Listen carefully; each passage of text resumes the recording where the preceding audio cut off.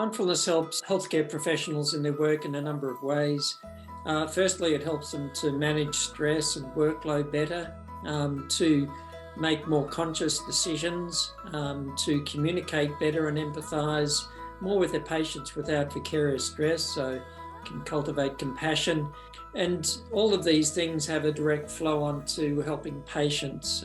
So if you've got a healthy, present and attentive health professional, that helps patients to have better outcomes. Well, burnout is often related to not only workplace stress, but also depersonalization, so feeling less connected and engaged with people, and it really has a negative impact on performance. So mindfulness can help people to manage the stress of their workload better.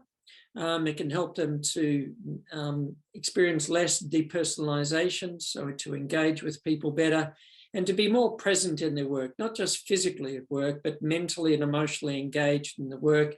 And of course, that creates a lot more interest and satisfaction. In my workshop, I'll be giving a little bit of the background and the rationale for why mindfulness matters for healthcare professionals, why it should be brought into the education, and then giving some tips and strategies on how to do that well.